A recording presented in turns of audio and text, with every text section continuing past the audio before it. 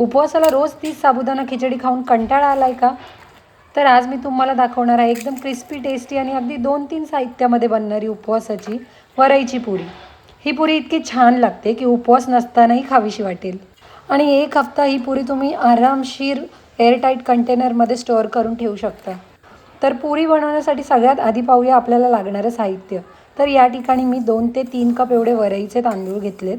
त्यानंतर हलक्या मध्यम आचेवर मी 1 ते 2 मिनिट ते व्यवस्थित गरम केलेत.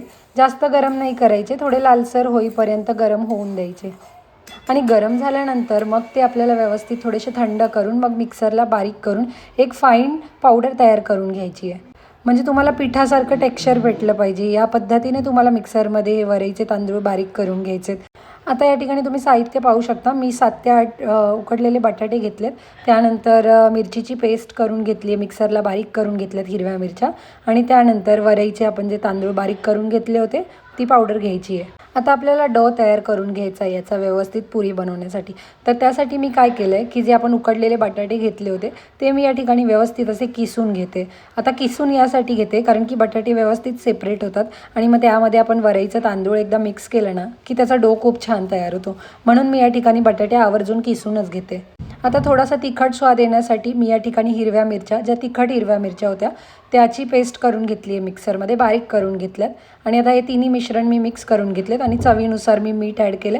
आणि आता व्यवस्थित याचा एक उंडा बनवून घेते, गोळा बनवून घेते, डो तयार करून घेते, जेणेकरून आपल्याला पुऱ्या बनवता येतील. आता जेव्हा आपण हा डो तयार करतो ना त्यावेळेस लक्षात ठेवायचं की पाणी अजिबात घालायचं नाही.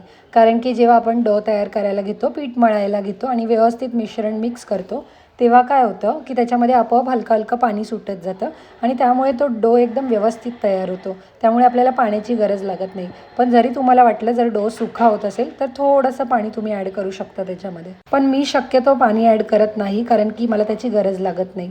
आता या ठिकाणी मी छोटे छोटे गोळे भरून घेते जेणेकरून आपल्याला पुऱ्या बनवता येतील. तर एकत्रच मी गोळे तयार करून घेते.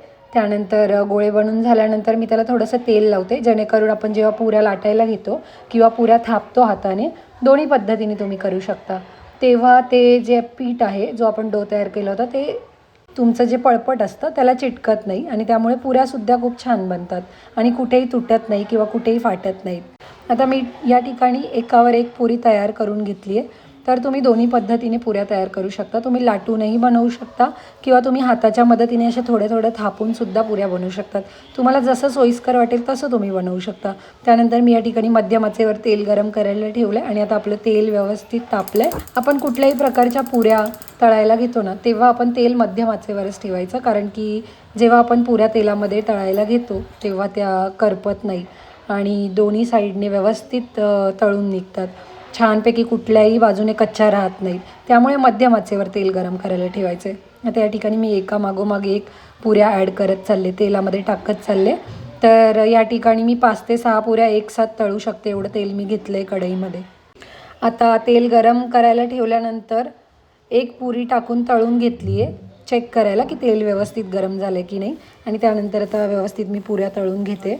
जर तुम्हाला क्रिस्पी पुरी हवी असेल तर जरा जास्त वेळ तळा, म्हणजे दोन्ही बाजूंनी अशी लालसर करून घ्या, म्हणजे तुम्हाला क्रिस्पी पुरी मिळेल. आणि जर तुम्हाला सॉफ्ट पुरी हवी असेल तर कमी वेळा तळा, जेणेकरून सोनेरी रंग आला पाहिजे.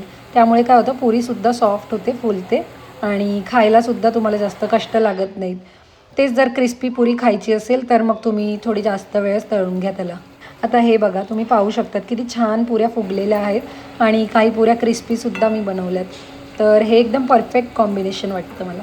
आता या पुऱ्यांसोबत मी मस्त उपवासाच्या बटाट्याची भाजीसुद्धा बनवली आहे आणि ही पुरी भाजी कॉम्बिनेशन आहे ना ते एकदम बेस्ट आहे उपवासासाठी, जर तुम्हाला खिचडी आवडत नसेल तर.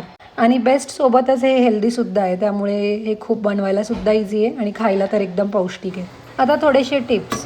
तर जे वरईचे तांदूळ आहेत जास्त भाजू नका, पीठ एकदम बारीक करा, पाणी अजिबात घालू नका, तेल मीडियम हीटवर ठेवा आणि पुरी जास्त पातळ करू नका. क्रिस्पी हवी असेल तर जास्त वेळ तळा आणि सॉफ्ट हवी असेल तर कमी वेळ तळा. आणि आपण याच्यामध्ये कॉमन मिस्टेक करतो ते काय आहे, पाणी घालतो डो तयार करताना, खूप पातळ पुरी करतो आणि तेल थंड असताना तळतो. तर ह्या मिस्टेक्स आपल्याला अवॉइड करायच्यात. आणि बघा, आता आपल्या गरमागरम मस्त क्रिस्पी वरईच्या पुऱ्या एकदम तयार झालेल्या आहेत. खरंच सांगते, इतक्या छान फुगल्या आहेत ना की बघताच खायची इच्छा होते. बाहेरून एकदम कुरकुरीत आणि आतून एकदम मऊ. आणि परफेक्ट बॅलन्स जमला आहे. ही पुरी तुम्ही दही, शेंगदाण्याची चटणी किंवा साधं लोणीसोबतही खाऊ शकता. सगळ्यांबरोबर ही पुरी खूप छान लागते. उपवास म्हटलं की आपल्या डोक्यात पहिल्यांदा येतं ते म्हणजे साबुदाणा खिचडी. पण रोज तेच खाऊन कंटाळा असेल ना, तर ही पुरी भाजी रेसिपी नक्की करून बघा. व्हिडिओ आवडला असेल तर लाईक करा, तुमच्या फ्रेंड्स आणि फॅमिलीसोबत शेअर करा आणि चॅनलला सबस्क्राईब करायला विसरू नका.